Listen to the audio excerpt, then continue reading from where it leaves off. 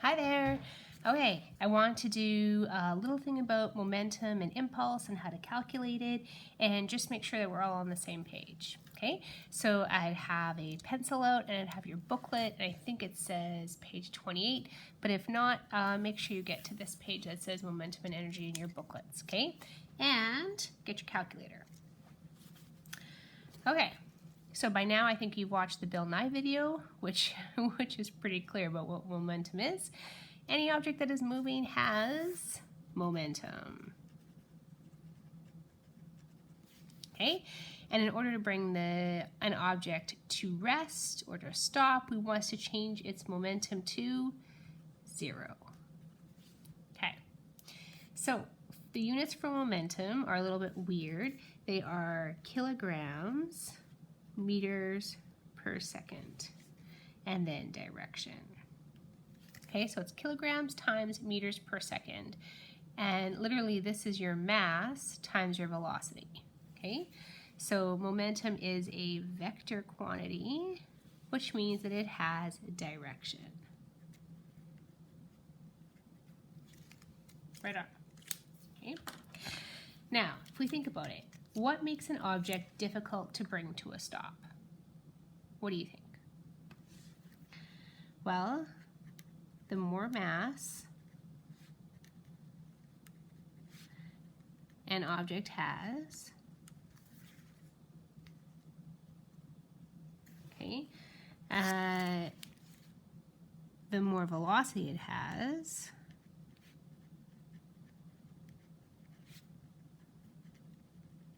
means the more momentum it has.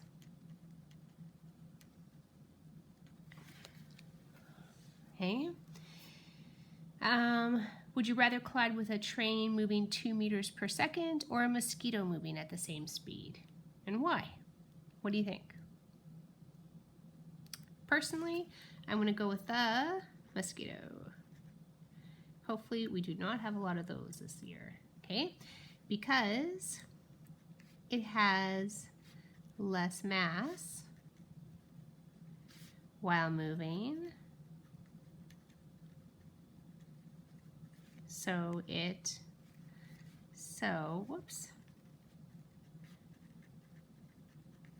would have less momentum. Okay, and you can't just say it has less mass. You also have to say that it's moving, because if it's not moving, it doesn't have momentum.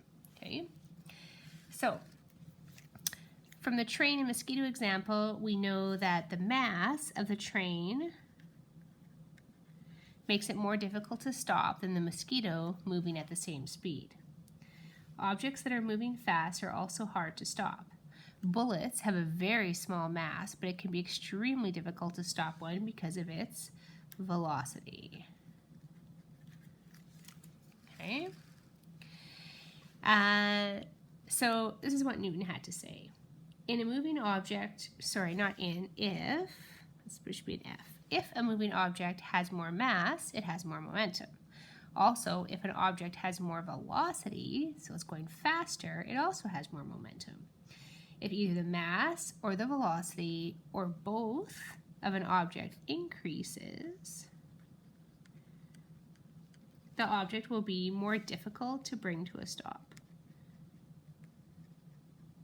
Okay? That makes sense, right? The faster something's going, the more mass it has, it's harder to slow something down, okay? Right on. Turn the page. So here are a couple of examples. Number 1, suppose we have a car and a truck driving side by side at the same velocity. So let's say they're going like, let's say 80 kilometers per hour.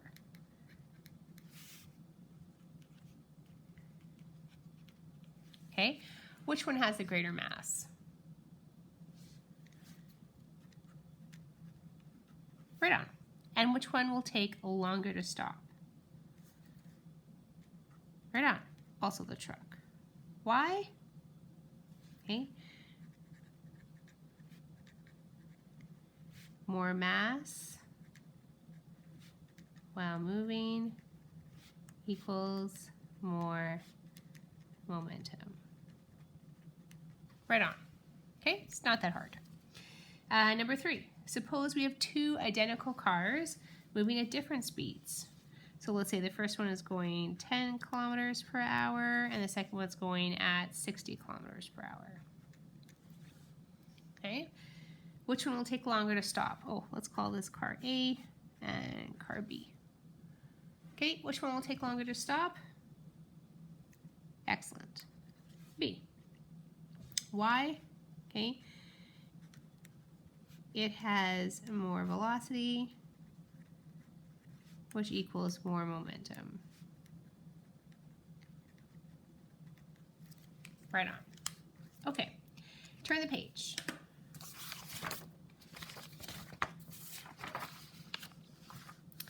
The next page you see, it says calculating momentum. And don't worry about the huge table, you're not going to do that. Okay, I'm just going to show you a couple small examples. So it says the momentum of an object, which is the quantity or the amount of its motion, is related to its mass and velocity. Okay, we've got that. Okay, so we can say momentum equals velocity times mass. And in symbols, it gets written like this. P with the arrow over top, that means momentum, okay, equals m, which is our mass, times v, which is our velocity. Okay, so this is the equation that we use for momentum. Turn the page.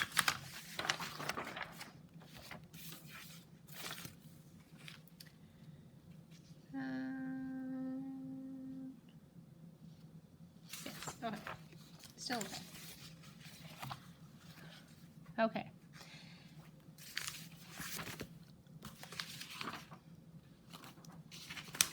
Okay, so the top of the page says impulse. If we want to stop a moving object, we must change its momentum to 0. Okay? In order to do this, we must apply an impulse, which is a force applied over a period of time. Okay, so an impulse is a force applied over a period of time. An impulse can be calculated like this. We say impulse equals force times a change in time. Okay, and if we write that as an equation, impulse is I, force we know is capital F, and change in, that's the triangle, and then time, T. Okay, so impulse equals force times change in time.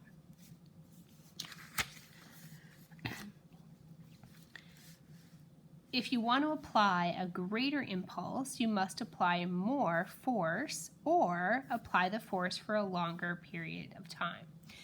So if you watch that other video, you'd see how they showed that by doing a big F or a little f, a big F with a little t, or a big T with a little f. Okay, big F meant more force, big T meant more time. Okay. So there's an equation underneath that. Let me see here. Yeah. Don't worry about this. Okay. So what we're saying here is that if we increase the time it takes to reach 0, we are decreasing the force. I'm going to change that here. Okay. So this is an inverse relationship.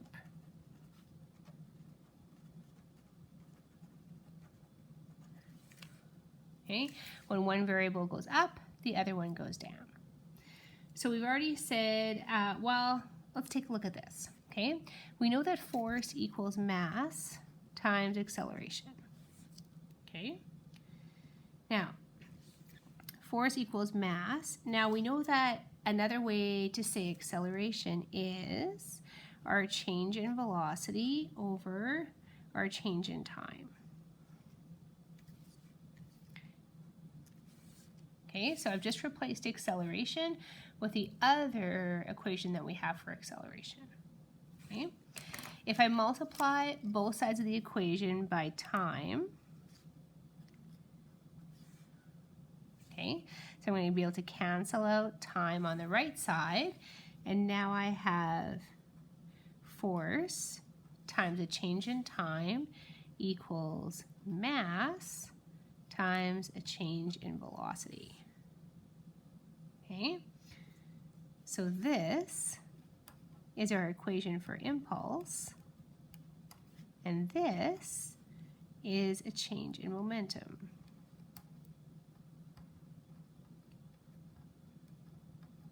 Okay, so literally an impulse is a change in momentum, which makes sense. We're changing the mass, or changing the velocity of an object to go from something faster to slower. So think about going bungee jumping.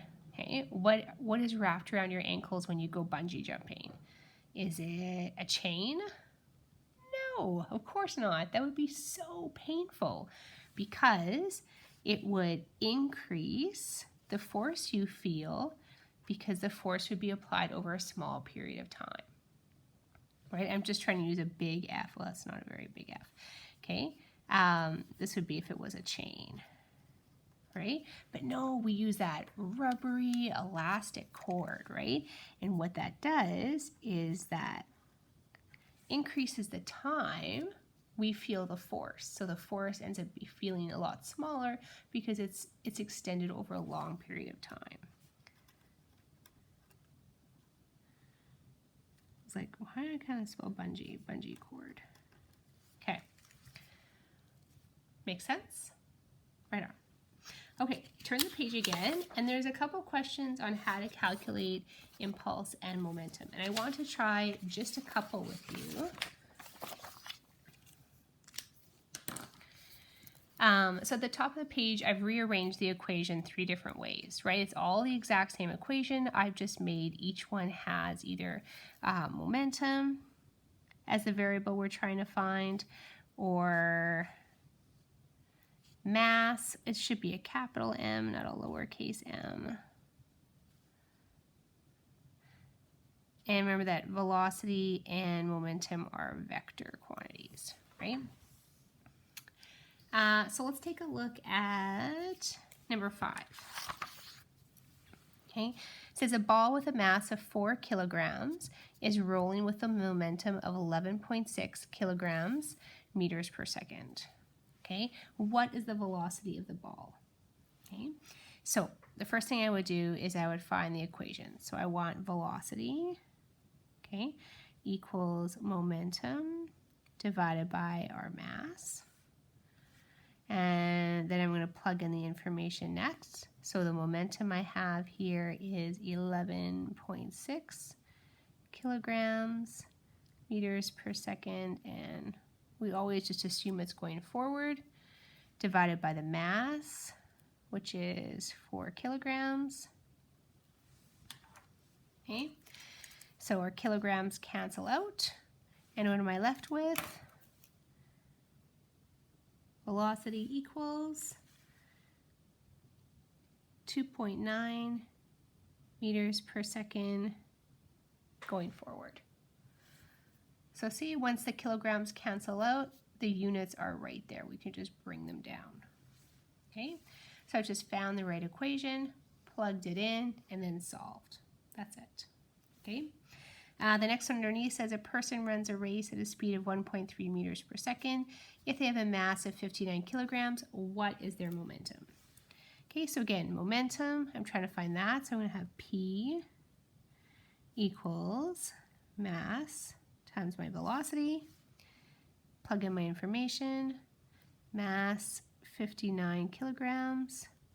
And my velocity is 1.3 meters per second. And unless you see otherwise, just assume it's always going forward. Okay, so when I multiply that together, I get 76.7 kilograms meters per second going forward. Okay, so literally because I multiplied kilograms by meters per second, that's what the little dot there means. So I just literally just brought down the units from both terms. Okay, turn the page. On the back side, it shows a couple using impulse. Okay, impulse is force times time, or if we're trying to find the force, it's impulse divided by time, or if we're trying to find time, it's impulse divided by force. Okay. So let's see here. A baseball pitcher throws a fastball with 100 newtons per second, or not newtons per second, it's newtons second impulse. If he applied the force in 0.15 seconds, how much force did he apply? Okay, so force, so I'm going to want to use this equation. So force equals impulse over time. Force equals 100 ns.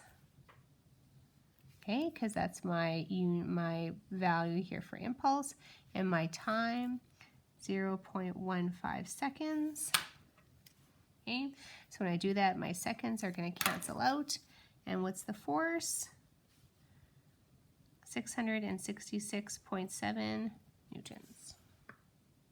Okay, so equation, plug it in with our values, then you can cancel off the ones that appear in the numerator and the denominator, and then look, you're left with what you would need to solve this.